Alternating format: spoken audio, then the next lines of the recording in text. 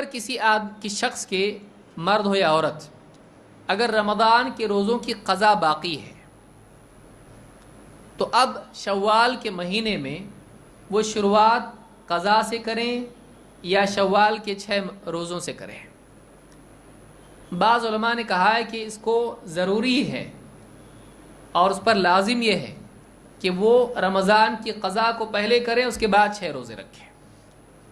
اور بعض علماء نے یہ کہا کہ نہیں، اگر وہ شوال کے 6 روزے پہلے رکھتا ہے اور اس کے بعد رمضان کی قضا کرتا ہے تب بھی حرج نہیں۔ راجح قول اس میں دکھائی دیتا ہے کہ احتیاط اس میں ہے، بہتر یہ ہے کہ قضا پہلے کریں، اگر ممکن ہو، آسان ہو، قضا پہلے کریں، اس کے بعد شوال کے 6 روزے رکھیں۔ لیکن اگر کسی کی مجبوری ہو، اس کو لازم قرار دینا بھی بظاہر صحیح نہیں لگتا ہے، بلکہ اگر کسی کے لیے مجبوری ہو تو وہ شوال کے روزے اگر اس کے فوت ہوتے ہوں یہ روزے رکھ لیں اور سال بھر اس کے پاس باقی ہے قضا کرنے کے لیے۔ لیکن اگر کسی کے لیے ممکن ہو، آسانی ہو، تو پہلے وہ قضا کریں اور اس کے بعد شوال کے روزے رکھیں۔ یہ زیادہ احتیاط ہے، زیادہ بہتر ہے اور اصول کے زیادہ نزدیک ہے۔ اس کی دلیلیں کیا ہیں؟ عثمان ابن موہب کہتے ہیں سمعت ابا ہریرہ وسألہ رجل فقال ان علی رمضان وانا اريد ان اتطوع في العشر۔ ایک آدمی حضرت ابو ہریرہ رضی اللہ تعالیٰ عنہ کے پاس آیا اور کہا کہ میرے رمضان کے روزے ابھی باقی ہیں، یعنی مجھ پر رمضان کی قضا ابھی باقی ہے اور میں چاہتا ہوں کہ ذوالحجہ کے جو 10 دن ہوتے ہیں ان میں روزے رکھوں۔ ولیال عشر جو فضیلت آئی ہے، ذوالحجہ کے 9 روزے ہوتے ہیں، ان کی فضیلت ہوتی ہے، 10واں عید کا دن ہوتا ہے، تو عرفہ سے پہلے تک پورے اور عرفہ کا دن۔ تو کہا کہ میرے رمضان کی ابھی قضا باقی ہے اور میں چاہتا ہوں کہ ذوالحجہ کے جو 9 دن ہیں ان میں نفل روزے رکھوں۔ قال لا بل ابدأ بحق اللہ فاقضہ ثم تطوع بعد ما شئت۔ ابو ہریرہ رضی اللہ عنہ نے کیا کہا؟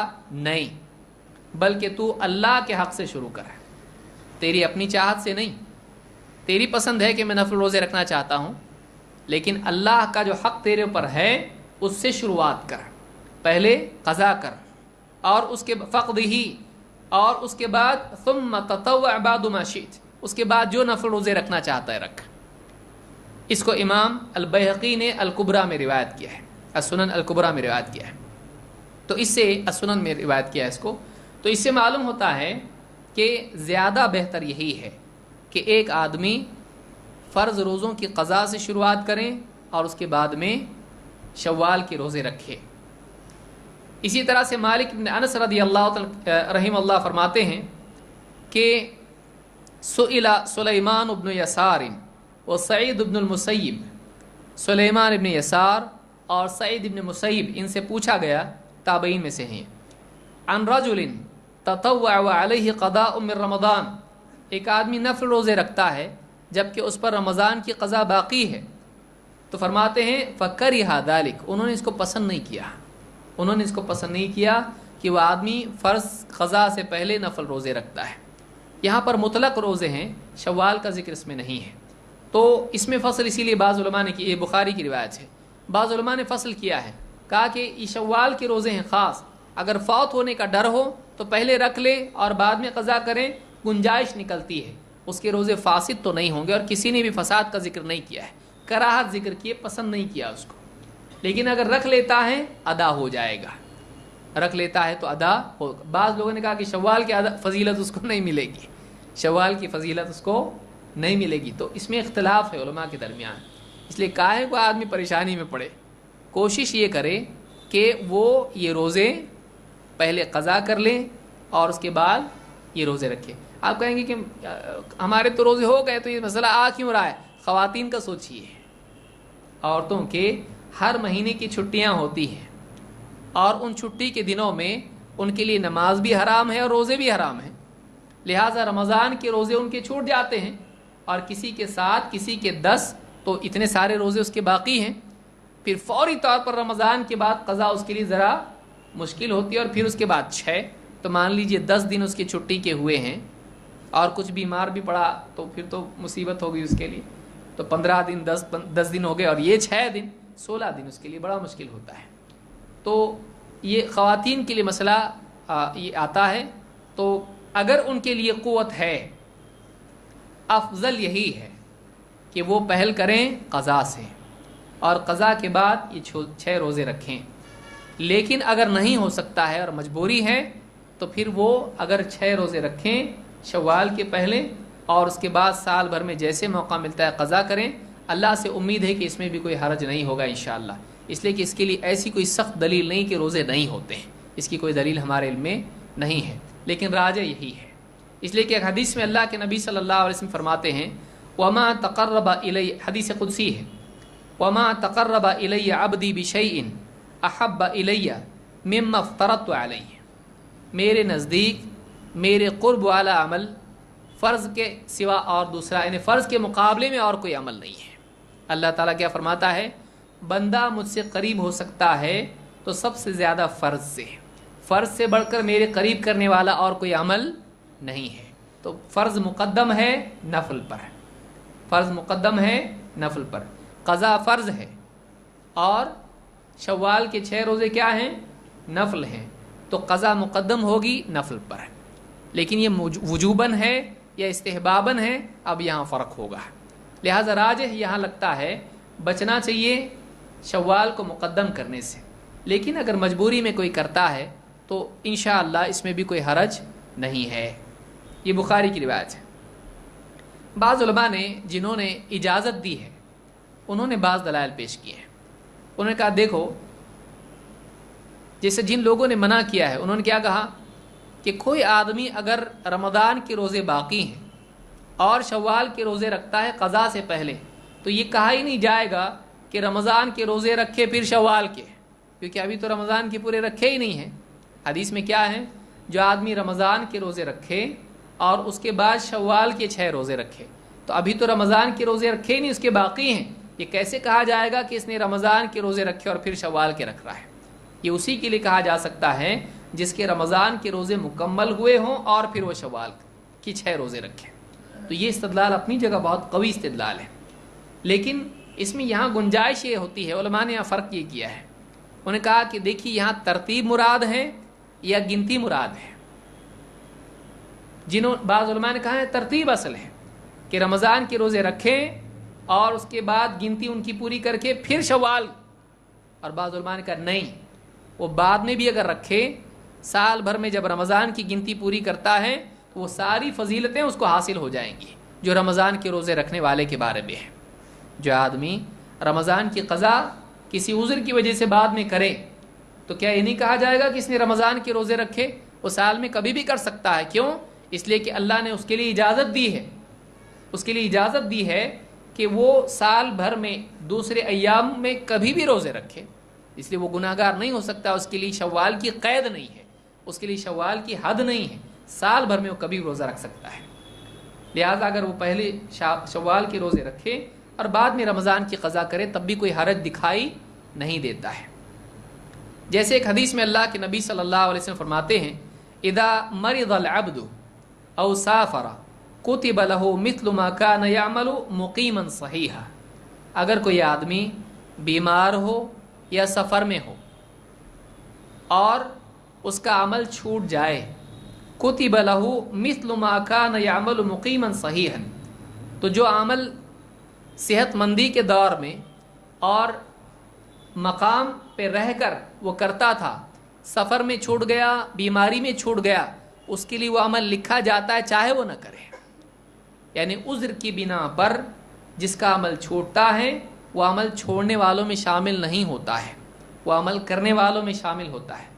تو یہ عیب نہیں ہے کہ کسی کا کسی عذر کی وجہ سے رمضان کا روزہ چھوٹا ہو، اگر وہ آدمی بعد میں بھی قضا کرتا ہے اور پہلے ان روزوں کو رکھتا ہے تب بھی ایسا آدمی وہ ثواب پا سکتا ہے، اللہ سے اس کی امید ہے۔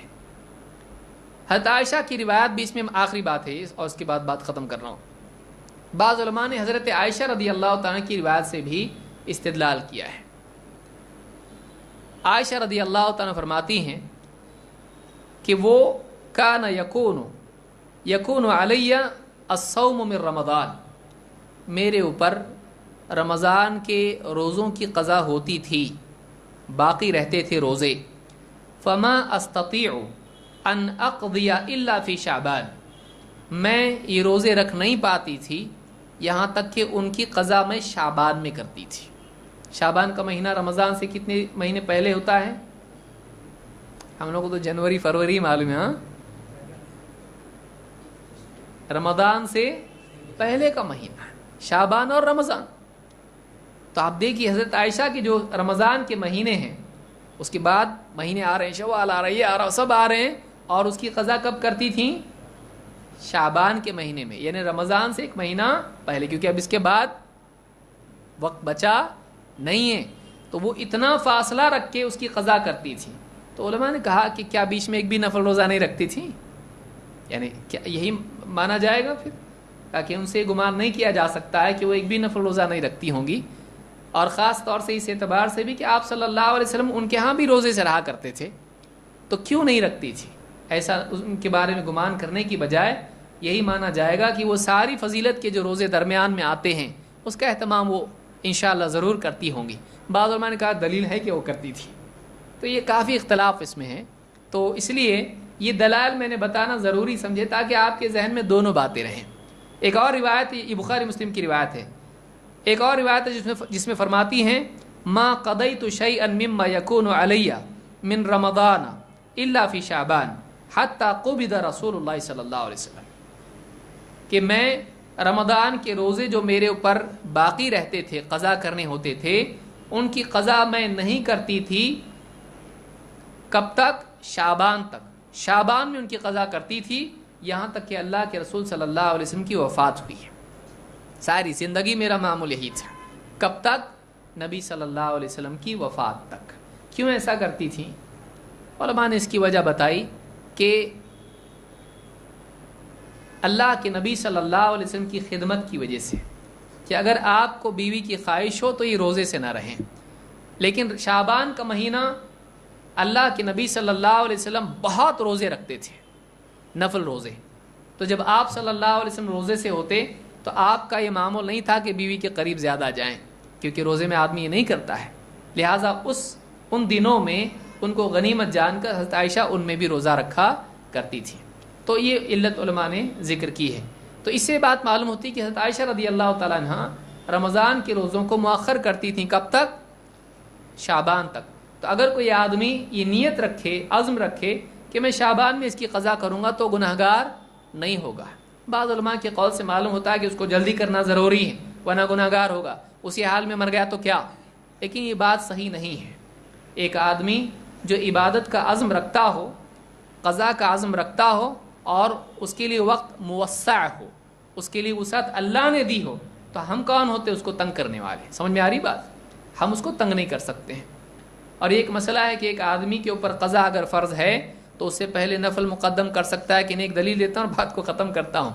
अल्लाह के नबी सल्लल्लाहु अलैहि वसल्लम सफ़र में थे और आप सल्लल्लाहु अलैहि वसल्लम रात में सोए।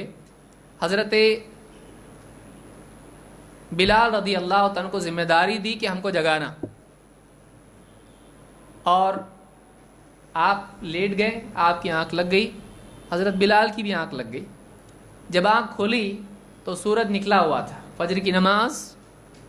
कहा कि जगाया क्यों नहीं? कहा कि जिसने आपको सुला दिया उसने मुझको भी नींद दे दी। इख्तियार थोड़ी ना है आदमी का, अदब के साथ कहा जिसने आपको सुलाया उसने मुझको भी नींद दे दी। और उसके बाद आपने कहा कि यहाँ से चलो, यहाँ शैतान का असर है, इतनी बड़ी इबादत हमसे छूट गई, चलो यहाँ से। कुछ आगे चले गए और वहाँ जाकर आप सारे सहाबा ने वज़ू किया, और उसके बाद कुछ सहाबा ने सुन्नत जो फजर की होती है वो भी पढ़ी, और उसके बाद फ़र्ज़ नमाज अदा की गई। इस हदीस में इस बात की दलील है कि अगर आदमी पर फ़र्ज़ हो, बाकी हो, तो उसमें किसी सबब से अगर कुछ ताख़ीर हो जाती है तो इसमें उस पर कोई गुनाह नहीं। वहाँ भी पढ़ सकते थे, फ़ौरन पढ़ो अभी, نہیں، کہا کہ یہاں سے نکلو دوسری جگہ جائیں گے، آگے جا کر آپ نے قضا کی۔ نمبر 2، صحابہ میں سے جن لوگوں نے سنت نماز پڑھی، آپ غور کیجئے، باقی کیا ہے؟ فرض باقی ہے، اور سنت نماز کیا ہے؟ فرض سے چھوٹا کہ بڑا ہے؟ وہ نوافل میں شامل ہے، وہ زائد ہے، وہ فرض نہیں ہے۔ تو یہ نہیں کیا گیا کہ ابھی اپنے اوپر کیا ہے؟ فرض باقی ہے تو سنت کیوں پڑھ رہے ہیں، پہلے فرض پڑھو، تو ایسا نہیں کیا گیا، بلکہ فرض باقی ہے، معلوم نہیں زندگی کا بھروسہ نہیں، ایسا سوچے وہاں پہ نہیں، بلکہ انہوں نے سنت پڑھی اور اس کے بعد فرض نماز بھی پڑھی۔ تو یہ کچھ دلائل ہیں جس میں غور کرنے سے لگتا ہے کہ اتنا سخت معاملہ نہیں ہے۔ اس میں یہ کہا جا سکتا ہے کہ افضل یہ ہے کہ رمضان کی قضا کو مقدم کریں، لیکن لازم کہنے میں دل مطمئن نہیں ہے۔ اگرچہ بعض علماء نے، بڑے علماء نے بھی یہ بات کہی ہے، لیکن اس میں کوئی خاص ایسی صریح دلیل ہم کو نہیں ملتی ہے جس سے یہ حرام کر دیا جائے کہ یہ حرام ہے کہ ایک آدمی مقدم کرے شوال کو رمضان پر۔ حرام کی کوئی دلیل ہم کو نہیں ملتی ہے، یا روزوں کے فاسد ہونے کی دلیل ہم کو نہیں ملتی ہے۔ اگرچہ کہا جا سکتا ہے کہ اس میں کراہت ہے، افضل یہی ہے، لیکن اس کے لیے حرمت کی دلیل ہمارے علم میں نہیں ہے۔ تو یہ کچھ باتیں تھیں جو اس معاملے میں تھیں۔ اللہ رب العالمین ہم کو نیک اعمال کی توفیق عطا فرمائیں، اور اللہ تعالیٰ صحیح بات تک پہنچنے کی ہم کو توفیق عطا فرمائیں۔ جو باتیں میں نے کہی اگر صحیح ہیں تو اللہ رب العالمین قبول فرمائیں، اگر اس میں کوئی سمجھ میں غلطی ہے تو اللہ تعالیٰ معاف فرمائیں، اور اللہ تعالیٰ صحیح پر عمل کرنے کی ہم کو توفیق عطا فرمائیں۔ اقول ھذا واستغفر اللہ لی ولکم۔